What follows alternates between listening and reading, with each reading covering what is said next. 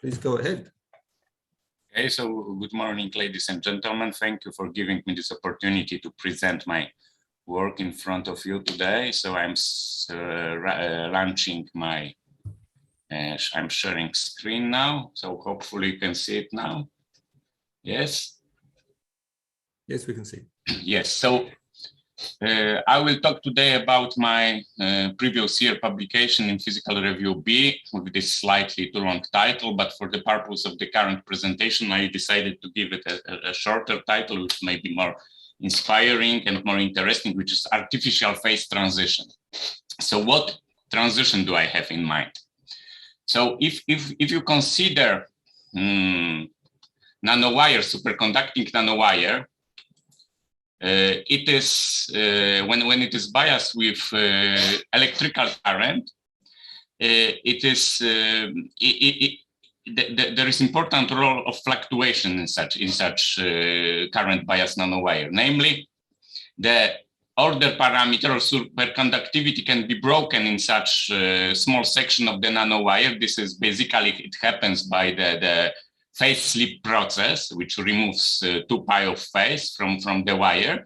But this is what is important in the current context. This is dissipative event, which means that in this section of wire, there is the heating appears. And so the electron temperature goes up. And this fact makes the likelihood for next slip to become bigger. So probability for next phase slips become bigger. And then we can launch the avalanche of phase slip, which eventually lead to the heating of this small part of the wire above critical temperature and switching, and then it switches, it transits to the normal state. And this process was studied here. I gave reference. So here you can think this is interesting metastable state. So you have here you have temperature trace of this small section of the nanowire. So each jumps correspond to phase slip, and then the likelihood for next phase slip to appear is bigger. So the process may actually continue until it's finally the wire is transited above TC, and then we call it switching. So this is called multiple phase slip escape. So this is correlated process in which the final transition is as a result of cumulative effect of these phase slips. So this kind of process was measured, but indirectly, because this, what I show here, it was taken from this Nature Physics paper. This is some simulation, so people were not able to obtain such trace, of course, in picosecond time window, but by applying some models, they arrived to conclusion that perhaps the escape, this superconducting normal state transition, is driven by this multiple phase slip. So what I want to present you today is that the artificial analog of this process, which I found in my system. So this will be based on the switching from superconducting to normal state of the nano bridge. So my hardware for studies is the narrow superconducting aluminum bridge, and this bridge has this property that when it is biased with some not too high current, it shows a nice superconductivity visible here in IV curve at supercurrent bridge. But upon exceeding this some threshold, it transits to the normal state here. And this normal state, it is state with temperature above critical temperature. So to measure better, so this process we call switching. So wire switches from superconducting to resistive state. And if we want to measure the switching threshold accurately, we use the protocol, pulse protocol. We send many testing pulses, say 10,000 pulses with given amplitude, and we measure the switching probability for this process, for this train of pulses. Then we increase the amplitude and we measure it again. And we increase and measure again, and by this we obtain the switching probability dependence on the probing current. So switching probability depends on the probing current, but also it depends on the temperature. So as you can see here, here are S-curves, the switching probability dependencies measured for different temperatures in intervals of 25 milli-K. So if you just measure for, imagine that you measure with single testing current value, but you vary your temperature. So for this temperature, you see probability 0.2. Yes, here you can, hopefully you can see my mark here, my laser. But for 25 milli-K temperature higher, you will measure switching probability 0.8. So switching is temperature dependent. This is one ingredient that we need. The second ingredient, the switching, is a dissipative event, as I already pointed out. So it means that after switching, wire is heated above TC, and then it takes time for the wire to come back to the bath temperature. So if it is not very strongly heated, only electrons are overheated above phonon temperatures, and it takes for them roughly 1 microsecond to come back to equilibrium with phonons. But if wire is strongly overheated, then both electrons are overheated compared to phonons, but phonons, local phonons of the substrates, are overheated with respect to the bath. And then we have another relaxation time, which is 1,000 times longer, which is more than 1 millisecond. So switching is a dissipative event. As a result, we can arrive to the overheating both of electrons and phonons. Electrons, they are overheated for short times with respect to phonons. Phonons can stay overheated for long times.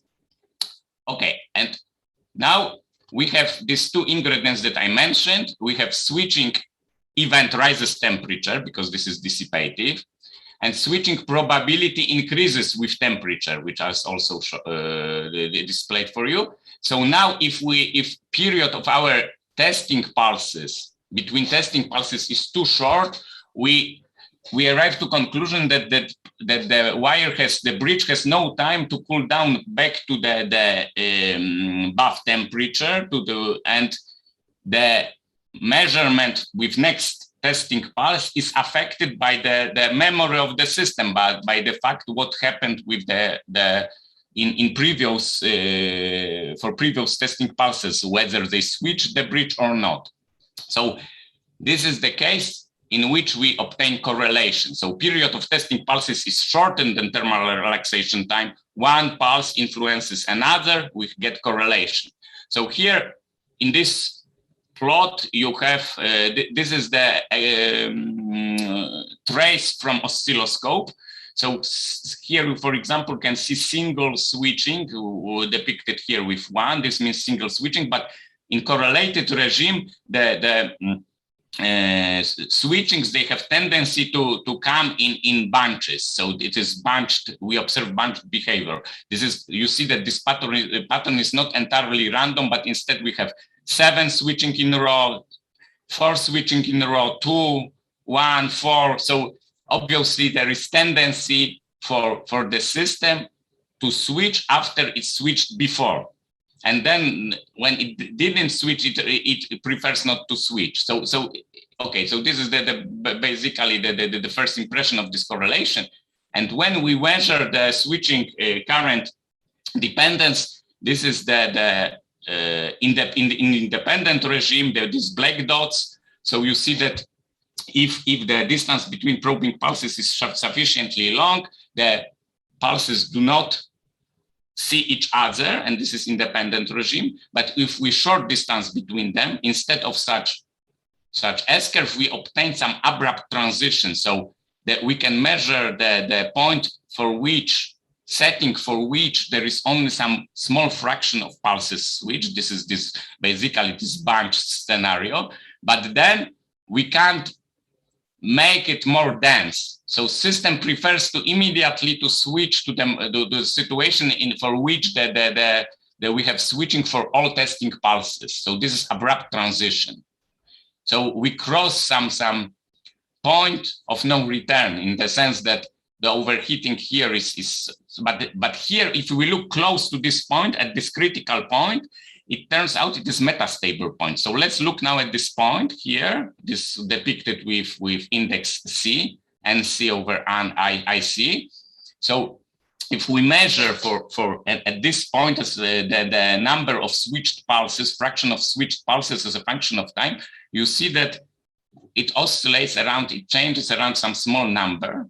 But then at some point spontaneously here, after 15 minutes, it decides to switch to the state in which, I mean, to transit to the state in where we have dense, each switching, each testing pulse produces switching. So in this picture, we would see, for this point, we see rare pattern of bunched events, but for this, we would see the screen entirely packed with the switching events. Okay, so we have to explain this abrupt transition. I developed a model which involves stochastic heating by switching, stochastic heating of both electrons and phonons in a single pulse. And then this is a recursive model, so it relates the temperature for the next testing pulse to the temperature in the previous testing pulse, so to the history of the system. And this also involves deterministic cooling. So after phonons are overheated, they relax with some characteristic relaxation time that I determined and displayed for you previously. So this temperature, so I can iterate this model, and from this temperature, I can also calculate the switching probability because it is dependent on temperature. And if I iterate this model for n equals 0, 1, 2, and so on, I will get the response for successive testing pulses. And here we have such the variation, random variation of the switching bottom panel, the random variation of the switching probability for successive pulses. So you see that the system actually jumps here between two branches. This is because of nearest neighbor correlation of electron overheating. But in addition, it of course exhibits the stochasticity due to overheating of phonons. So it may stay, so this switching probability changes randomly, and then at some point it actually goes to 1, and at this point the electrons are overheated with respect to phonons by 100 milli-K. So these two temperature and switching probability plots are linked by the experimental relation, which relates switching probability to temperature. So what I would like to stress that this point here, before transition happens, it is metastable state. So when I run this system many times, at each moment, both experimentally and in my model, I will obtain the transition in different moments. So it has some characteristic lifetime. And this lifetime can be regulated both with, it can be regulated with temperature, with current, with magnetic field. It can be regulated with the distance between pulses. So it is artificial system which tunable lifetime with tunable strength of correlation. So it is kind of interesting for getting deeper insight into nature to get understanding of metastable states. So, okay, so I think that this also shows quite good perspectives for detection, because if you consider some control parameter, the system is sensitive, the switching probability to small change in the switching control parameter. So for independent switching events, you see that some small change, say half here in these arbitrary units, changes the switching probability roughly by half. But here, for the correlated events, a very, very small infinitesimal change of the control parameter will cause drastic change of the switching probability. So this abrupt change means that system is extremely sensitive to the change of the parameter. So this gives us the idea that this would be a system perhaps good for detection of magnetic field or current or temperature for permanent changes of these signals.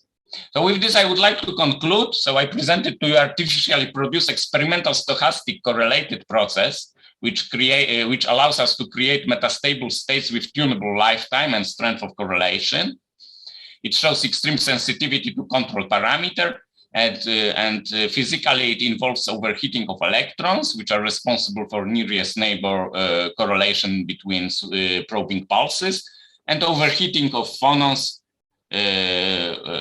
which are accounting for long-range correlations. Thank you very much. Thank you very much, Maciej. So that was an interesting talk. We have some time for questions because we started early and so forth. So please, from the floor, who would like to ask some questions? You can either raise your hand or just speak. So may I ask a question? Please Of course, yes, thank you. Nice talk. I understand that you have macroscopic number of charges in your superconducting wire, yes? Yes, of course, yes. So can one try to describe the behavior in the two-fluid model? Because you have a two-fluids non-equilibrium system, which is probably also non-homogeneous. But in the sense, the critical temperature in two-fluid model depends on the relative ratio of superconducting and normal phase. And you get the same plot as you were showing at the end of your talk, on the upside down. So one, yeah, the previous one. So when you have a critical temperature versus superconducting phase.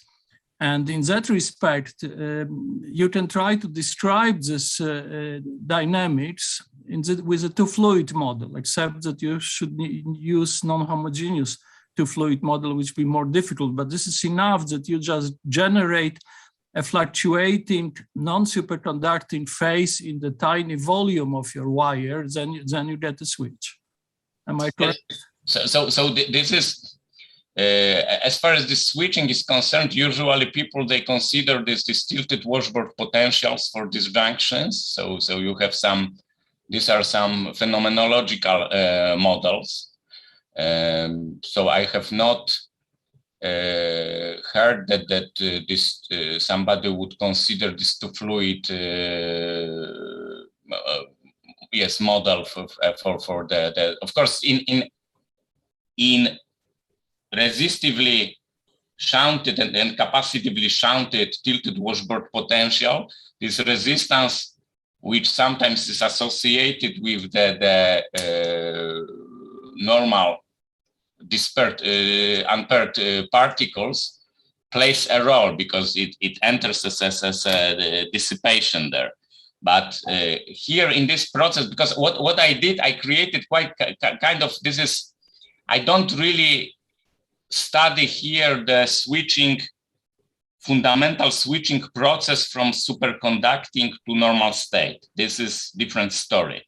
I take the switching as it is, and then I show that I can kind of emulate, I do this analogy that my switching is a single phase slip process. So people talk about single phase slip process which may eventually lead to switching, but I thought that my switching, which I showed here, is a single phase slip process. So I made this analogy. This is a bit tricky to think about it, but I created completely artificial process. So even without any knowledge of superconductivity, I can create this metastable states, and my description is very phenomenological. So it relies, I just introduce dependence of the switching probability on temperature, but I don't really explain why this dependence is such as it is here. I just take it for granted, yes? Okay, thank you. Yes.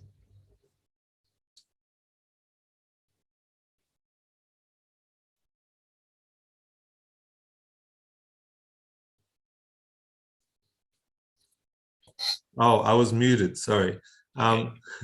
So we have time for one Yes. question. Sama, I think, raised his hand, so please go ahead. I would like to ask him about how he can or one can distinguish between the phase slip dissipation mode and the hotspot dissipation mode in terms of character and in terms of response to supercritical current application. Could you repeat the question? I didn't get it. I mean, how can you distinguish between vase slip center formation in your case and hotspot formation? Okay. How can we distinguish also in terms of dissipation process? I mean, delay time and current, sober current.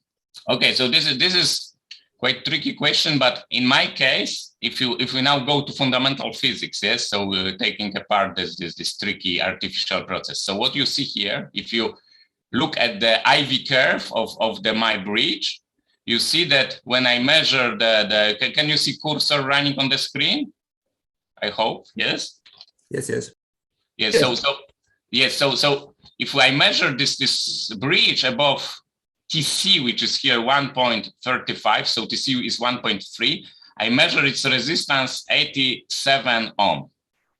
And then I see that at lower temperatures, after switching, I also see the same resistance. So this is the indication that all the wire is now in the normal state, because it means that this is the resistance of the bridge together with the adjacent leads.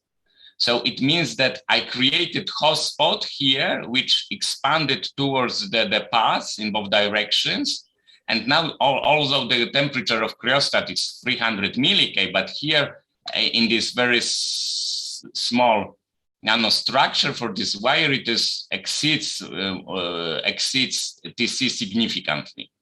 So for bridges, we have the currents here. Switching currents are so huge that after switching, we are not in running state in tilted washboard potential. We are simply overheated. We create hotspot, and here is the proof that this is really hotspot, because the resistance is really the one of the whole wire.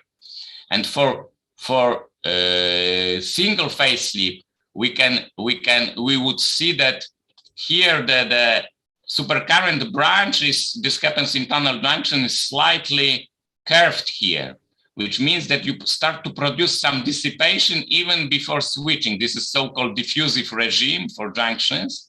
And this is for other community of nanowire people, it is multi-phase slip regime. And then it can be observed as the slightly curved, meaning that you have some finite voltage at current, which means that you dissipate some power. So you could distinguish, if you have really straight supercurrent branch, then you don't have perhaps diffusion of the phase. So you don't really have it can be still multi-phase slip escape, but it immediately drives the wire to normal state. So it's very difficult really to it would be a very nice experiment actually to show that single phase slip introduces dissipation, which is, so to make it some calorimetric experiment that I actually have this kind of experiment in mind, but it is quite challenging, that you would show that single phase slip hits your wire, say from 300 milliK only to 310 milliK, that you have dissipation running in superconducting state without transiting the system into normal state. But as I know, nobody was able to deliver this kind of results. So people just assume these models are always, they contain a lot of parameters, and we have some, on this we build some picture, and we measure some switching histograms, and then we try to analyze these switching histograms in terms of their width, and then we can have these thermal escapes, macroscopic quantum tunneling escapes, some phase diffusion regime, but nobody got the direct insight into this, because as you see, as I displayed here, these phase slips, here is picosecond scale. So how could you possibly measure such fast process? How could you measure this trace? It's impossible, the temperature. So, but the remedy would be, if you have sufficiently fast thermometer, you can try to produce phase slips, say, and stop your evolution of your system here, and then you would measure that, okay, my temperature is increased, so it means that there was some dissipation was running. So perhaps I got, this is dissipative state of superconductor, it's called. Yes, okay. So hopefully I explained, I am ready to talk more, but perhaps I'm running. I guess we have to move on because we've had a time slip. Okay, thank you very much. So thank you very much. And our next speaker is Tadai Shiva. So could you please? Thank you. I think maybe Maciej, you have to stop sharing. That will help.